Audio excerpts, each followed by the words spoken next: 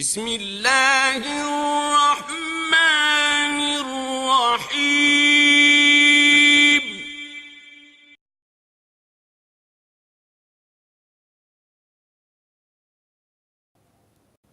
رسول اللہ صلی اللہ علیہ وآلہ وسلم کی ایک حدیث بھی ہے جامع احادیث شیعہ کی جلد نمبر 15 میں، اذا الطبست علیکم الفتن کقطع اللیل المظلم فعلیکم بالقرآن، جب گمراہیاں اور فتنے تاریک راتوں کی طرح سے تمہارے اوپر ٹوٹ پڑیں، تمہارے اوپر حملہ آور ہو جائیں، فعلیکم بالقرآن، تو تم پر فرض ہے، تم پر لازم ہے کہ قرآن کا دامن تھامو۔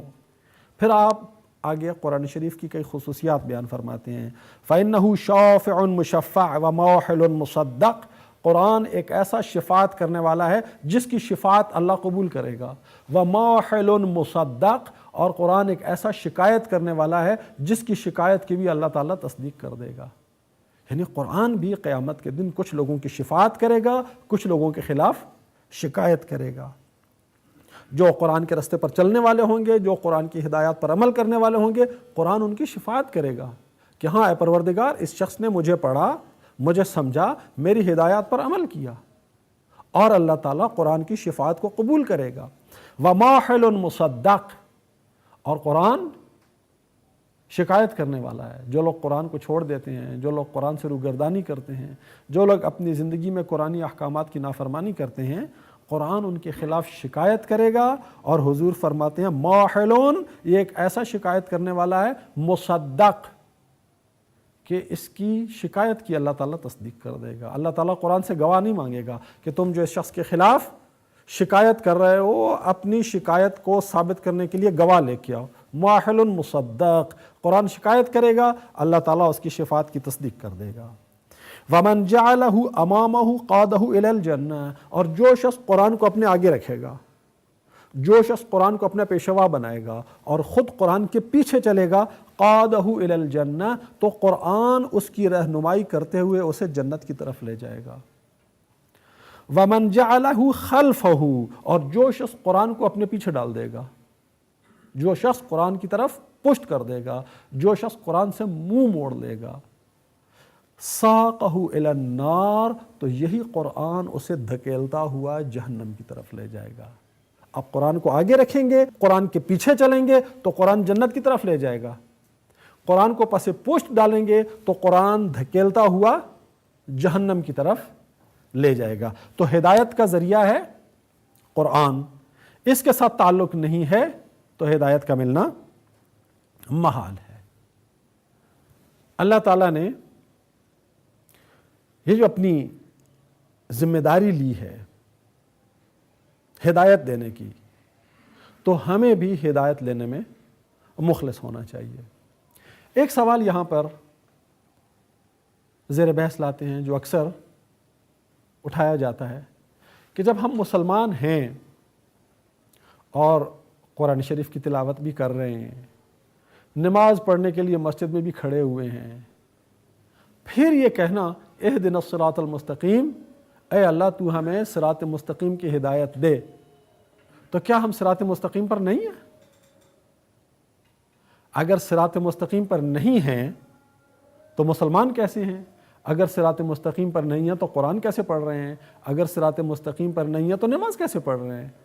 مسلمان ہونا، قرآن پڑھنا، سورہ فاتحہ پڑھنا، نماز پڑھنا، نماز میں اہدنا الصراط المستقیم کہنا، یہ خود اس بات کی دلیل تو ہے کہ ہم ہدایت کے راستے پر ہیں۔ تو اگر ہدایت کے راستے پر ہیں تو پھر ہدایت کی دعا مانگنے کے معنی کیا ہے؟ تو یہاں پر آ کر بعض مفسرین نے اہدنا الصراط المستقیم کا ترجمہ یہ کیا ہے، ہمیں سیدھی راہ پر ثابت قدم رکھ۔ اہدنا کا ترجمہ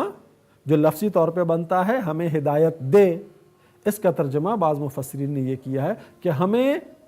ہدایت پر ثابت قدم رکھ، ہمیں سیدھی راہ پر ثابت قدم رکھ۔ لیکن یہ کوئی زیادہ وزنی اور زیادہ حقیقت کے قریب ترجمہ اور مفہوم نہیں ہے۔ بنیادی بات یہ ہے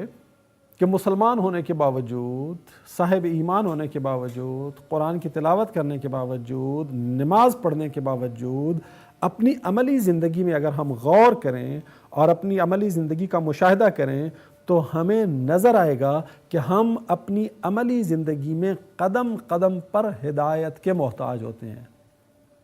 ہماری عملی زندگی وہ ہوتی ہے جو ہم بازاروں میں انجام دیتے ہیں، ہماری عملی زندگی وہ ہوتی ہے جو ہم بازاروں میں، معاشرے میں، سیاست میں، تجارت میں، معاشرت میں، ان ساری چیزوں میں گزارتے ہیں۔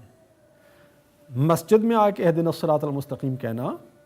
مصلی پہ کھڑے ہو کر اہدنا الصراط المستقیم کہنا اور بات ہے، لیکن اللہ کی بندگی کی جو راہ ہے وہ تو معاشرے میں ہے۔ ہم مصلی سے اتر کر اور مسجد سے نکل کر ہم کس راستے پہ چلتے ہیں یہ اہم ہوتا ہے۔ ہم اپنی زندگی کے تمام شعبوں میں جو بھی قدم اٹھاتے ہیں اس کے بارے میں امکان ہوتا ہے کہ ہم اللہ کی ہدایات کے مطابق قدم اٹھائیں یا اللہ کی ہدایت سے ہٹ کے قدم اٹھائیں، اپنی خواہشات کے مطابق قدم اٹھائیں یا اللہ کی ہدایات کے مطابق قدم اٹھائیں، اپنے نفس، اپنی خواہشات، اپنے مفادات کو مرکز بناتے ہوئے قدم اٹھائیں یا اللہ تعالیٰ کی رضا کو، اللہ تعالیٰ کی خوشنودی کو مرکز اور محور سمجھتے ہوئے اس کے مطابق ہم اپنا قدم آگے بڑھائیں۔ تو زندگی میں ہر قدم پر اس چیز کا امکان ہوتا ہے کہ ہمارا قدم گمراہی کے راستے پہ اٹھے یا ہمارا قدم ہدایت کے راستے پر اٹھے۔ تو ہم اپنی زندگی میں مسلمان ہونے کے باوجود، مومن ہونے کے باوجود، قرآن کی تلاوت کرنے کے باوجود، نماز پڑھنے کے باوجود اپنی زندگی کے ہر قدم پر ہم ہدایت کے محتاج ہوتے ہیں، اس لیے کہ زندگی کے ہر قدم پر اس چیز کا امکان موجود ہے کہ ہمارا قدم ہدایت کے راستے پہ نہ اٹھے۔